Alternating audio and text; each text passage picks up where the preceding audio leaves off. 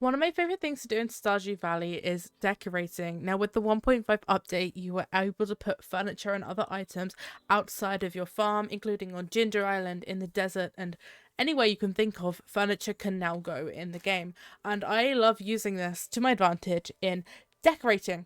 As you can see here, this is the bus stop. It doesn't normally look like this, but I've added all these paths, these little seating areas, and all these little places around because I just feel like it adds so much more life and also your own uniqueness onto every single farm you do. And you can do it in different styles. There's so many different fun ways of decorating. And I do a lot of decorating, I post a lot of decorating, and a lot of you love all my decoration videos. So I thought I would start a series where I give you little tips and tricks of very simple things you can start off with if you're looking at decorating.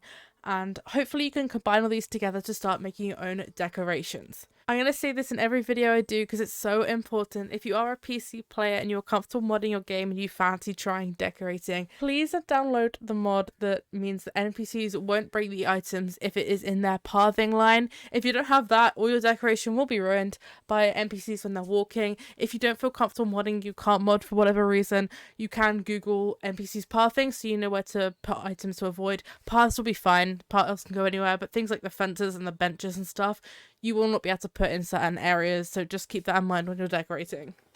The thing I want to focus on today is plants and making make-do flower beds in certain areas. Now this is one of my favourite things to do decorating if I don't have much space, if I have gap fillers, if I just want to make everything feel more green and I just want to add some colour into areas. There's different ways you can do this. I'm going to show you two. One of them I figured out quite recently myself, and you'll see me use a lot more in the future because I am genuinely in love with it. But this is how I do most of it originally. As you can see, it's gravel paths at the bottom. This is this path, and then it's just a bunch of the potted plants that you can get for the furniture catalogue, just placed on those gravel paths. And even though you can see the pots, I don't think it matters too much. I actually do think it looks really good.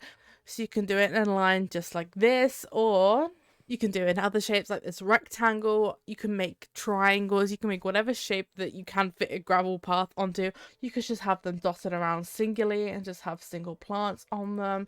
But the shape is up to you. And then once you've put your gravel down, if you grab your furniture catalogue, put it down, and then go to the plant section at the bottom.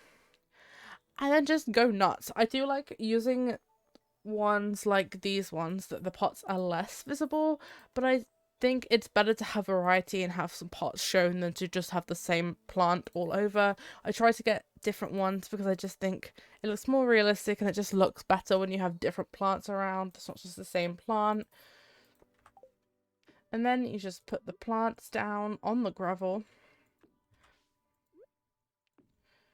I always try and have taller ones at the back too, so it doesn't cover it as much. But if you do cover it like this, see, it hides the pot. So once again, it looks a bit more realistic. And then you make a cute little flower bed. Something else I like to do is I like to put fences around it like this or like other ways, just to make it give it more like a garden vibe. You can obviously put different paths around it, make it to like... So if I add some stone paths here in the corner of this fence... It kind of has like community garden. It's supposed to be that kind of vibe, and there's just so many ways you can do this. You can make them as big or as small as you want, and I just think they add a little bit of extra life into areas that may need it, but you don't want to put too much there.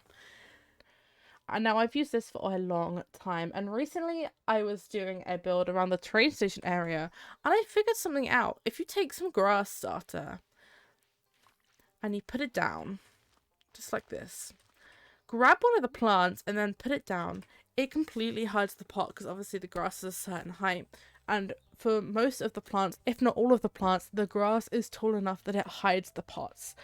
So if you put a bunch of grass down and put a bunch of these plants down, you can kind of make it look like there's like little hedges, little bushes, or little like plants growing out from the ground. I think it's really cool, and once again, I just think it adds a nice bit of fresh air. If you have like a little area that you're trying to decorate and you don't really know what to put there, put some grass, put some flowers, done, you've got a little green area. So that's my first tip. I said I'm going to be making a big series around this. I've previously done some tutorials, but I'm going to redo them now that I've decorated a bit more and I know a bit more and I have my own kind of ways of doing things. I'm going to do some big ones, some small ones. I'm going to mix them all in. And my mission is to turn you guys into great decorators because I love seeing people's decorations and I would love to see more. And if you enjoyed, please make sure you go and check out my other decorations. You can find them on YouTube and on TikTok in like a shorter form on TikTok anyway. And I will see you for future tips and for future decorations and for future Stardew Valley content.